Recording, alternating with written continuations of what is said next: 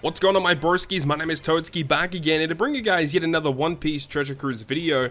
And in today's video, we're back with some more Pirate Rumble action, and today we're going to be covering Legend Uta with her brand new Super Evolution. This character is really interesting in the fact that this character is now, focused away from class-focused teams and is now focused on colors. We had the Demon King who was focused around Driven, at least in Rumble, and then the base version of Uta was a cerebral focused character. Now we have this Uta with the brand new evolution who is quick focused, giving your quick allies level 5 attack, level 5 HP, and also crit percent up level 5, which is a little bit of an odd addition. And also for the first 30 seconds, other teammates receive level 3 attack and level 3 defense. So everyone except for Uta gets an additional 3 attack and 3 defense, which is pretty good. It is only for the first 30 seconds though, so it is what it is. I don't know if that's going to be super useful, but either way, her special ability also changed drastically. Instead of being a damage focused special, it is now a utility special. 20 CT is really good, and it targets one teammate for 100% chance of haste, and also quick allies get level 3 attack, level 3 speed, level 2 defense, all for 40 seconds, and also your team will receive 10% CT reduction. So those buffs lasting for 40 seconds is obviously incredible. If you're able to launch this special multiple times, you can get these buffs to stack, which is obviously very, very good. The issue arises though, is that the hasting effect in her special, for some reason, she has a chance to haste herself, so it means that she goes to the top of the order and she just does a normal attack. So I really don't like this at all. I think that haste as a mechanic needs to be reworked a little bit, because the fact that you can just target something random out of the blue, sometimes it's going to be amazing, other times it's going to be just terrible. So yeah, I'm not really a big fan of the special. I think that it should have been maybe a little bit better, or at least the CT reduction should have been a little bit more, like maybe like 15% CT reduction, or lower the CT of the special itself. I think would have been kind of interesting too. So I'm very, very interested to see how it's going to go today. We're running the exact same team as we did in the Robin showcase for Pirate Rumble, but we're just replacing Robin for Uta instead. You can make the case of using both Robin and Uta together, but then you have two characters that essentially aren't damage dealers on your team, and I'm not really the big fan of that at all. But, obviously the typical suspects of Akainu, Kaido, Shiryu, Tesoro, and then just a regular looking bench team. I'm excited to see how we kind of run this team today, so let's go ahead and find some opponents. And finally, after 5 minutes of searching, we finally find a strength team that we could potentially take on. So strange. I don't know what's going on. Not a lot of people are running strength defense teams right now, and I can kind of understand why. I mean, it's not the most ideal defense team out there, but still, I mean, to take over 5 minutes to find a strength team to come up against is kind of bizarre. I see lots of slasher teams and side teams running around right now, which I guess is, pretty normal. They're the pretty typical teams that people can build relatively easily, and they're just super solid teams.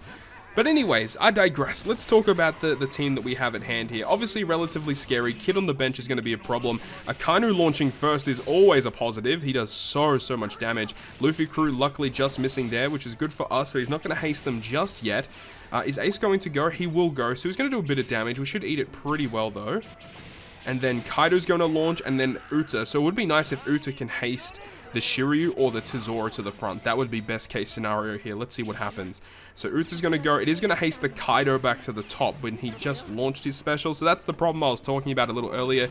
Sometimes that haste can be, a little less useful than you would really like it to be. Unfortunately, the Shiryu will not get the additional damage, the additional 2k, because it is past the first 30 seconds now. You got Odin, who does still hit really hard, and also Luffy crew, which is going to haste all the free spirit characters to the top, and we just barely survive with Kaido, but the normal attacks are going to knock him out. Yeah, that's unfortunate. So Whitebeard's going to take his place now. Akainu is ready to go once again, which is fantastic for us, hopefully getting a couple knockouts now. We do, fantastic. We knock out the Odin. Tesoro, maybe? Oh, nice. Knocking out the Jack and the Ace. So Kid is back in now, so he's going to be kind of annoying. A little bit of a CT reduction coming in from Uta is going to be kind of nice. Unable to launch a special just yet, but we have a pretty solid bench right now. All things considered, I think we're looking pretty good. Kid will not launch just yet, so he's going to come back around in order for him to launch again. Whitebeard is now ready to go. Law is down. Here's the Shiryu with some damage. Not getting a knockout quite yet, but I think Whitebeard might be able to here against Kid. He does knock out the Kid, and with that being said, we're going to get a very, very clean victory with Akainu launching his special to wrap it up for us here today. So, even though it was a relatively threatening team, yeah, we still kind of we kind of took that on pretty comfortably. You know, if Luffy was able to launch his special a little earlier and haste all those free spirit characters, taking a lot of damage, you know, initially, I think we probably still would have been okay, all things considered. There wasn't really much on the opponent's side of the field that was that threatening. Obviously, if Kid was able to launch his special, would have been a bit of a problem, would have knocked out a few of our units, but we had a pretty solid bench as well, so even if it gets down to the wire, Kid knocks out a few units, we've got a pretty good bench that can come in and still do some pretty good damage. I kind of want to see how we go up against one of the challenge difficulty quests. It is a very, very difficult time right now to try and find opposing strength teams. So let's see how we go against a challenge difficulty team, which of course is really, really tough. It's going to be difficult to take this team on, and we definitely have a chance of losing, like no doubt in my mind, because like the Quick isn't the most consistent, the most reliable team out there for sure. There's definitely a lot of situations you can find yourself in where you just get completely wiped out by a strength team, and it definitely is due to the fact that, you know, Kid and Kuma can do some really great damage through defense, and you know, Kuma with the recent update, he does become a lot more viable in teams because of his damage through defense that now targets 2 characters instead of the single target, and also that they have Odin on the bench, which can come in and do some really good damage, and also, you know, Vivi can come in and apply special bind. There's just lots of really, really scary things on the opposing team here. Things are looking pretty bad for us right now because unfortunately Akainu just missed his special when he was launching. Kuma is about to launch his special, which is going to probably knock out 2 of our characters. There's not really much we can do about that. We have essentially full HP though, so that's actually kind of good. And we do still tank it, which is great for us. So here's Akainu, 40% health cut damage, and then additional damage to strength, knocking out the Kid. Yes, that's so good. However, I believe Odin is going to come in now. Yeah, so now Odin is going to be that hard-hitting unit. So he has his special like fully ready to go. Tezora is going to give us a bit of defense. No, he didn't launch fast enough. Oh no, Tezora's down, so we lose our CT increase, but we do have all of our like heavy hitters still on the team. Luckily, Akainu is barely holding on. We have groggy monsters ready to go, so they will be able to do a little bit of damage, hopefully get a couple knockouts. There's a couple of enemies on the enemy side of the field that have really low HP, knocking out the Kuma. That's fantastic. And we knocked out someone else? Oh, Toki as well. Alright, so now Kobe's in, so they got the full squad in, and they don't have their specials ready to go. It's a 6v3 right now. If Kaido and Akainu can launch their special, it's going to be a complete GG. Here's the Kaido though. We already knocked out someone else. Boom, fantastic. Whitebeard is not launching quite yet, but it's looking pretty good for us. Here is Akainu, and that's going to wrap up the challenge difficulty versus the challenge Sandersonia match. Whew, alright, so yeah, definitely a little stressful, no doubt, but we were still able to pull out the victory, which is good. We got a little lucky in knocking out that Kid before he was able to launch the special, and even though Akainu didn't launch when he initially came up, would have been nice to launch him first, which would have probably allowed us to knock out more characters first before we took more damage. All that being said though, we still got the victory at the end of the day, which is good, and only 2 characters got knocked out, which is also pretty surprising. Alright, so I also want to see how this team is going to perform against the challenge difficulty page 1 fight, which is essentially a full, like, strength team, but there for some reason is Orochi as well, and I guess I say for some reason, but I kind of understand why he is here. He does give additional buffs to Driven and Powerhouse, which is most of the team, so it is going to be interesting to see how that kind of goes, and the fact that Orochi does also apply -3 attack down, means it might be actually a little bit difficult to knock some of these characters out, but we'll see. They're not really bulky in terms of defense. They do definitely have a lot of HP though. When Jack launches, he will give them quite a bit of HP to play around with too. Uta launching, oh, I thought Uta was going to launch first, but Kaido just came up and snuck up and launched his special. So here is Uta, which is going to give us a bit of stats, which is good, and also hasted Kaido back to the top. That is unfortunate because everyone else had their special ready to go except for him, so that's really unfortunate that occurred.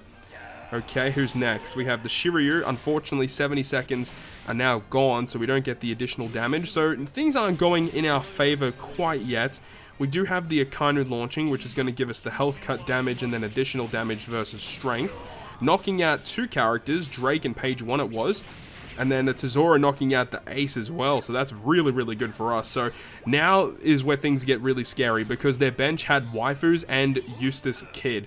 So Waifus, of course, when they launch, they're going to apply that confusion, which is going to make it very hard to launch specials, so we'll see how things go here. Orochi, what does he do? A lot of damage and special binded the Uta. Oh, that's so annoying, dude. And unfortunately, Akanu's not launching his special yet. The confusion is applied to 3 of our characters. We'll see how things go. Hopefully it doesn't end up being too bad for us. Unfortunately, Uta special binded right after she launched her normal attack. And here we go with Kaido, not getting any knockouts quite yet. Akainu is ready to go, so this is going to be kind of huge for us. Big, knocking out Jack and the waifu, so I'm still worried about Kid, because Kid is almost ready to go. Damage from Who's Who, we tank it just. Here comes the Shiryu. No knockouts quite yet. The fixed damage coming in from Tesoro, those are going to be really big.